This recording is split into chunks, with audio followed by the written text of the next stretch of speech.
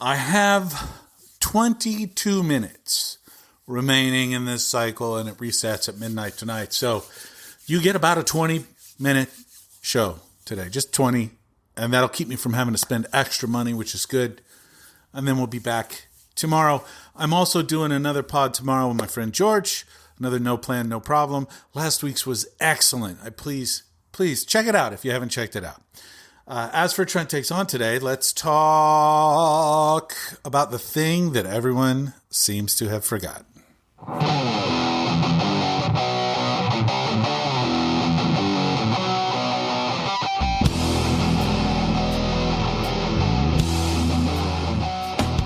Butcher that intro 3 times. Welcome back to Trent Takes On 2.0. I'm the Trent from the title of the show. I finally got it right. And we're back on January 22nd, 2026. 3 days. I don't know. When do you count the anniversary date? 3 days into the year 2 of the Trump regime? Anyway, we're back. And everything in Minnesota is still absolutely hellscape. Total escalating absolutely out of control. ICE officers used a 5-year-old as bait to capture his father. Then they actually deported or took the 5-year-old to Texas without a guardian. So the kid is apparently in Texas? What? Anyway, yeah, sounds about right. Lots and lots of chemical munitions being discharged all over Minneapolis. Lots of tear gas, lots of bear spray, lots of pepper spray, lots of flashbangs, lots of innocents in the crossfires. Lots and lots of people are being hurt and traumatized every minute in Minneapolis. So, yeah, a place with an undocumented population of maybe 4,000. They said about 1 and small change percent in a town of not even 400,000 people. Yeah. We are absolutely terrorizing these folks. Why? Because it's all racist. So there you go. And they're actually no longer even trying to hide it. They're saying that we're pulling over brown and black people. We're pulling over people who aren't white. We are questioning people who aren't white. We are questioning some white folks, too, who happen to be protesters. No, they're not. They're just attacking them. There's a lot of assaults going on. And again, the fact that it hasn't escalated to violence on both sides is insane. But man, these protesters, the people of Minneapolis, the community members are just as tough as any group we've seen so far. So God bless them and hang in there and don't fall into the trap. There was also a DHS whistleblower, actually an ICE whistleblower specifically, who gave a memo to the AP, the Associated Press, that said that Immigration and Customs Enforcement is being told by Department of Homeland Security that they do not need warrants, that they can break down doors and take whoever they want, which is a direct violation of the Fourth Amendment. I mean, it's as clear as day. Illegal search and seizure is the Fourth Amendment, and this would be illegal seizure and illegal search, both. You need a warrant for those things. So, yeah, Minneapolis is still total shit show. Donald Trump went to Davos for the World Economic Forum, and he embarrassed us all and himself and everyone. Yeah, okay. Yeah, sorry, I got a little family thing I got to deal with here in a minute. I probably got to deal with it now. Hold on, you won't notice me gone, like I was never gone. So yeah, Trump went to Davos, gave a speech, 72 minutes long, then with like a 20-minute Q&A. Absolutely just, oh my God, it was so embarrassing. It was so awful. He kept confusing Greenland for Iceland, and he kept threatening people. He started talking about Ilhan Omar and the Somalis in Minnesota. It was just like, nobody wants to hear this shit, you crazy old fuck. He's so demented. Anyway, all that aside, I wanted to talk today. Oh, and apparently they figured out a deal on Greenland that we can put as many military bases as we want there, and we can work out deals for the mineral rights, which was exactly the situation before he started threatening them. So he got nothing except a cratered, we lost like $800 billion in wealth in the stock exchange. We lost a whole lot of money in interest rates on T-bills, treasury bills that other countries buy so that they can purchase our debt so that we'll pay them back more later. That's how it works. And we pay the interest on the debt. Anyway, if you want to see true economic collapse, wait until people stop buying our debt. Wait until that happens. And Donald Trump has put that on the line here. It's possible. It's on the table for us to be so distrusted by the rest of the world that they're not good for it. It's like giving a credit card to somebody with terrible credit. You can't do it because they're not going to pay you back. And that's where we are. And if we continue to spend like we have been spending with no end in sight, especially under Republicans, it's one of the craziest things in the world. They scream at the top of their lungs about debt and deficit all the fucking time, but then you put them in charge and they're the ones that jack up the debt, and because they run these crazy ass deficits, because they don't believe in taxation. Anyway, I have burned 7 minutes already. I haven't even gotten to what I wanted to talk about. And that's what's going on right now as I speak to you. I'm watching with I'm sure that the closed captioning doesn't do it justice, but Special Prosecutor Jack Smith is testifying in public today. This is the man who is bringing the criminal charges against Donald Trump for the incitement of the January 6th insurrection and the really open and shut case about the documents that he stole from the United States people and took to Mar-a-Lago and then just had top secret documents in like a bathroom. We've all seen the pictures of it. It's absolutely ludicrous. That one was probably a slam dunk, but it was thrown out by a Trump-appointed judge by the name of Eileen Cannon, who has been reprimanded repeatedly by that circuit's federal bench for basically pulling rulings out of her ass instead of utilizing, the law like is her job. Anyway, Jack Smith is testifying today. And his testimony is straightforward. It is straightforward. Trump was responsible for the violence on January 6th. He is positive that they had all of the evidence necessary to secure a conviction at trial. He's positive of it. He's positive of it. And when you watch, please don't watch this if you don't have to, because it's bad for your psyche, because it's being done here's the way it works. This person sits down to testify, and then the Republican has 5 minutes to ask questions, the Republican side, and then the Democratic side has 5 minutes to ask questions. And then the Republican side takes 5 more minutes, and then the Democratic side, and they just go back and forth, back and forth, back and forth, back and forth. The Democrats are asking him questions and allowing him to answer. Basically, they're asking him substantive questions and allowing him to get out the entire answer. When Republicans ask him questions, they ask incredibly long-winded, complex questions, and then they don't give him a chance to answer. They just railroad him. So he's taking notes and he's trying to answer these questions appropriately, and they just keep talking. And then when they finally finish, they're like, it's a simple question. Why don't you answer the question? And really, the question was so convoluted that it's almost impossible to follow their twisted logic anyway. But I digress. It's a joke. Every one of these hearings has turned into a ridiculous non sequitur because the Republican side is only dedicated to one thing, and that is protecting Donald Trump. That's it. That's the whole thing. That's all they want. They don't want the truth. They don't want anything. They haven't even asked about the substance. All they keep asking about is whether or not he was appointed legally, because Eileen Cannon ruled he wasn't, which is horseshit because there's 100 years of special counselors being appointed by the Department of Justice, and never before has anybody said, well, that wasn't even legal. It wasn't even legal for them to do that. They did it to Clinton. They did it to Obama. They did it to over and over and over again. There have been special prosecutors. There was a special prosecutor that was appointed against Hunter Biden and the Biden family. So come on. Come on. It's supposed to be about truth, and it's supposed to be about what would have come out. See, Jack Smith had to dismiss the charges, ask for dismissal of the charges without prejudice, meaning that later they can come back and restart the case. And that's what will happen.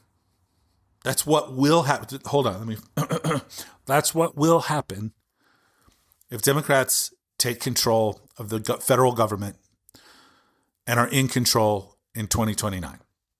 2028, next presidential election, 2029, Donald Trump is no longer in office if he's still alive.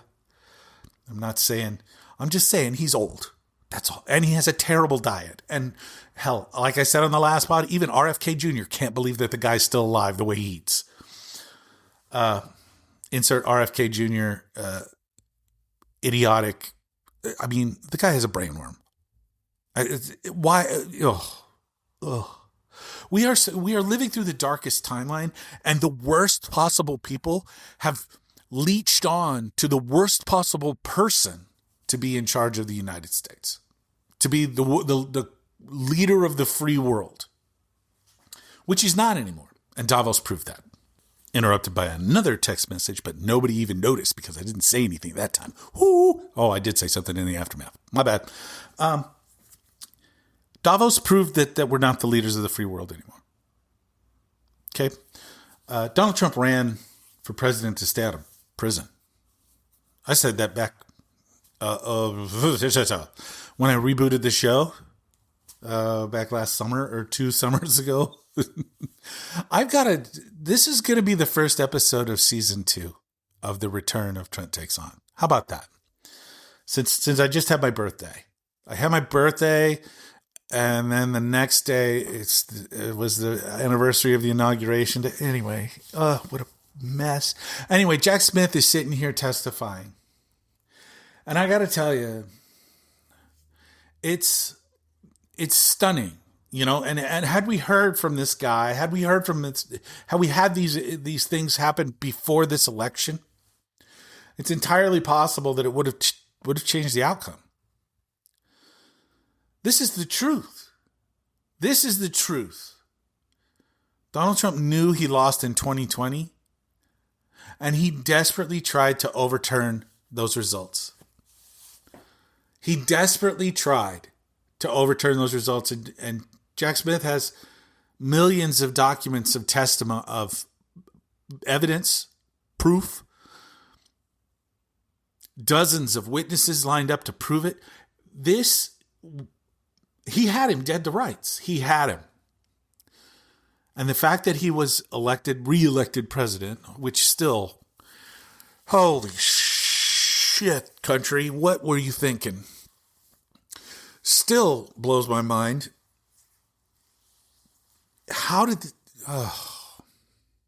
I'm just like all of you.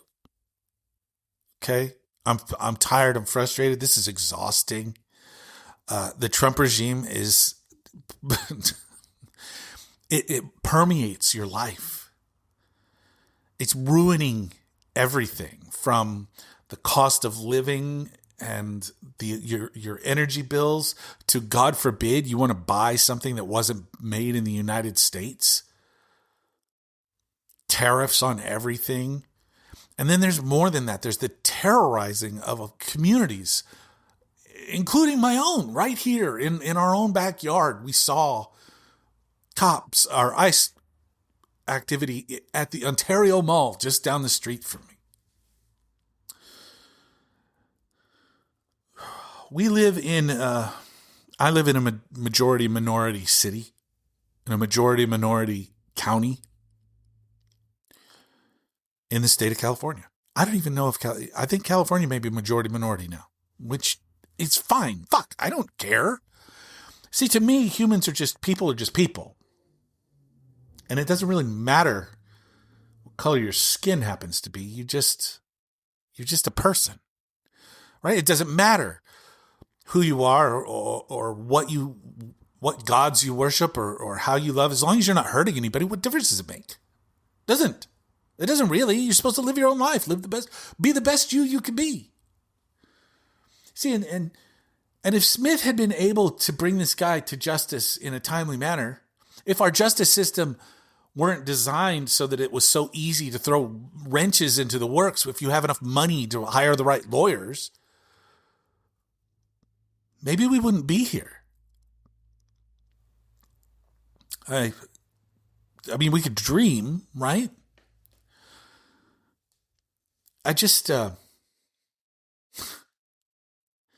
Trump engaged in a criminal scheme to try to stay in power. That's what he just testified to.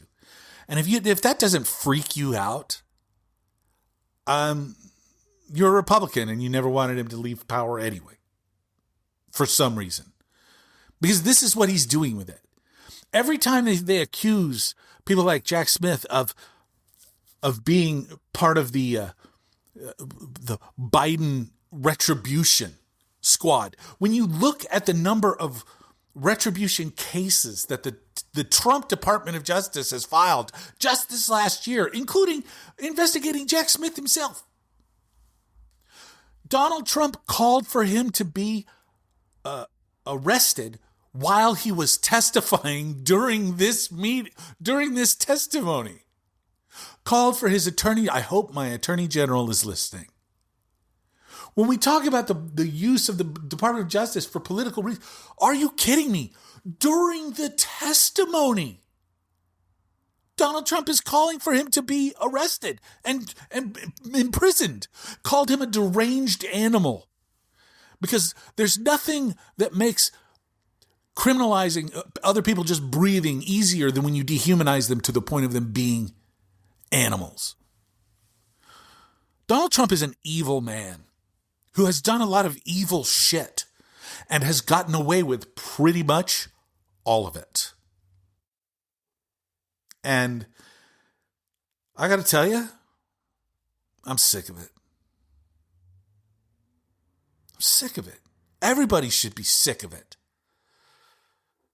And now he continues to make bad situations worse. Everything he does is impeachment worthy. Not to mention the fact that here he is again. He was convicted of 34 counts of fraud by the state of New York. Given no sentence for that. No sentence. No sentence. Jack Smith had him dead to rights on attempting to stay in power.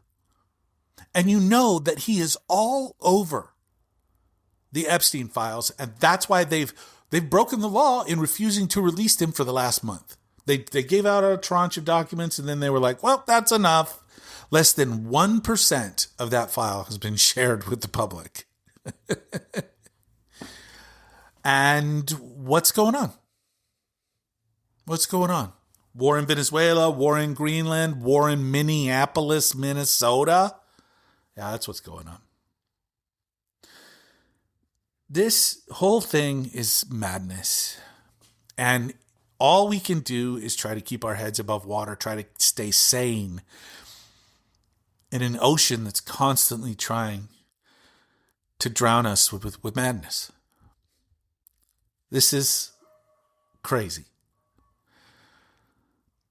So, I'll be back tomorrow. I'm back tomorrow. But I did want to talk about Jack Smith just for a minute. Just for this little tiny sliver of time that I had, because I think this testimony is important.